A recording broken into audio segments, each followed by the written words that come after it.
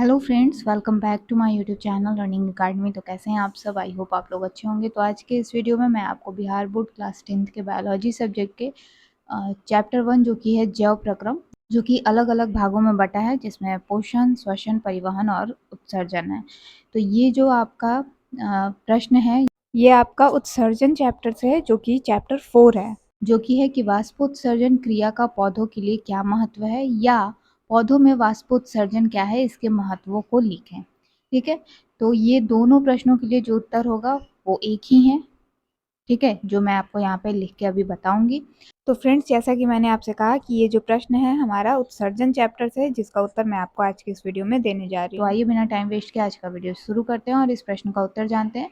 लेकिन उससे पहले आप सभी से हमेशा की तरह एक छोटी सी रिक्वेस्ट है कि अगर आप हमारे यूट्यूब चैनल पर पहली बार विजिट कर रहे हैं तो प्लीज़ हमारे यूट्यूब चैनल को सब्सक्राइब करके बेल नोटिफिकेशन पर क्लिक कर लीजिए, जिससे आने वाले हर वीडियो के, हर लाइव क्लासेस का नोटिफिकेशन आपको समय समय पर मिलती रहे। तो आइए वीडियो शुरू करते हैं और जानते हैं कि वाष्पोत्सर्जन क्रिया का पौधों के लिए क्या महत्व है, या फिर पौधों में वाष्पोत्सर्जन क्या है, इसके महत्वों को हमें कैसे लिखना है। तो फ्रेंड्स, सबसे पहले हम ये जानेंगे कि वाष्पोत्सर्जन क्या है। तो पौधों में पत्तियों के छिद्रों से जल वाष्प, यानी कि जल का वाष्प के रूप में जल के बाहर निकलने की जो क्रिया है, वही वाष्पोत्सर्जन कहलाती है।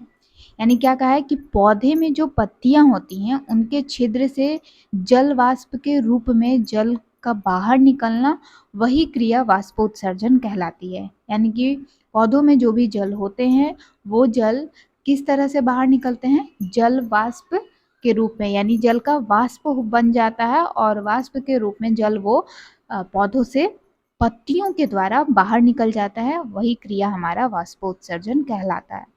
ठीक है, तो वाष्पोत्सर्जन क्या है, अगर आपको परिभाषा पूछे तो भी आप यही लिखेंगे। पौधों में वाष्पोत्सर्जन क्या है, इसका महत्व क्या है, महत्व मैं आपको अभी आगे बताऊंगी। लेकिन वाष्पोत्सर्जन क्रिया का वाष्पोत्सर्जन क्रिया क्या है, या पौधों में वाष्पोत्सर्जन क्या है, उसमें आपको यही चीज़ें लिखनी है। अब बात कर लेते हैं महत्व की। चूँकि ये प्रश्न 2 तरीके से कई बार एग्ज़ाम में आ चुका है, इसलिए मैंने यहाँ पे दोनों प्रश्न लिख दिया है। कहीं ऐसा ना हो कि अगर मैं एक प्रश्न ही लिखती और अगर आपको एग्ज़ाम में ये प्रश्न आता, कोई दूसरा, मान लीजिए मैं आपको इस प्रश्न का उत्तर दे रही हूँ अभी, और अगर ये प्रश्न आता तो ऐसा ना हो कि आपका ये प्रश्न का उत्तर जो है वो आप लोग ना लिख पाएँ, ना दे पाएँ, ये सोचकर कि मुझे नहीं बताया गया है। मतलब अगर आप मेरे चैनल पर पुराने सब्सक्राइबर हैं या क्लास 10th के स्टूडेंट हैं जो प्रिपरेशन के लिए हमारे चैनल पर आए, तो आपको ये ना लगे कि मुझे ये प्रश्न जो है वो नहीं बताया गया है, कि इस तरीके से भी ये प्रश्न आता है। तो इसलिए मैंने यहाँ पे इन दोनों प्रश्नों को लिख दिया है, ताकि आप लोग ध्यान में रखें कि इन दोनों प्रश्नों के लिए हमें सेम उत्तर ही लिखना है। और तीसरा एक प्रश्न जो है मैंने अभी बताया कि अगर वाष्पोत्सर्जन का परिभाषा पूछे तो भी आप वाष्पोत्सर्जन की परिभाषा में ये लिखेंगे। ठीक है, चलिए बढ़ते हैं आगे। अब जानते हैं महत्व के बारे में। वाष्पोत्सर्जन का पौधों में, मतलब पौधों में वाष्पोत्सर्जन का क्या महत्व है। ठीक है, वाष्पोत्सर्जन जो क्रिया है वो पौधों के लिए क्या महत्व रखता है, ये चीज़ आपसे पूछा गया है। तो यहाँ 3 पॉइंट जो है वो मैंने लिखा है महत्व का। ठीक है, कि ये जो है वो जल अवशोषण को नियमित करता है। वाष्पोत्सर्जन जो क्रिया है वो पौधों में जल के अवशोषण को क्या करता है? नियमित करता है, यानी कि रेगुलर करता है। ठीक है, अगला है कि रसारोहण के प्रति उत्तरदायी होता है।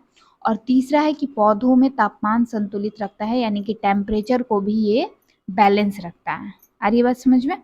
तो ये 3 पॉइंट जो है वो मोस्ट इम्पॉर्टेंट है। बुक में मैंने देखा तो मुझे लगा कि ये 3 पॉइंट आपके मोस्ट इम्पॉर्टेंट है, ये बताने के लिए कि वाष्पोत्सर्जन क्रिया जो है वो पौधों के लिए क्या महत्व रखता है। ठीक है, तो यहाँ पे मैंने आपको महत्व बता दिया है, और वाष्पोत्सर्जन क्रिया क्या है ये भी यहाँ पे क्लियर कर दिया है। तो उम्मीद करती हूँ कि आपको आज का ये वीडियो पसंद आया होगा, और आज की वीडियो में बताया गया इस प्रश्न का उत्तर आप लोग अच्छे से समझ गए होंगे। तो आज की वीडियो में बस इतना ही। मिलती हूँ नेक्स्ट वीडियो में एक और नए प्रश्न के सॉल्यूशन के साथ। वीडियो पसंद आया तो वीडियो को लाइक, शेयर और चैनल को सब्सक्राइब करना बिल्कुल मत भूलिएगा। तब तक के लिए take care, bye bye and thanks for watching.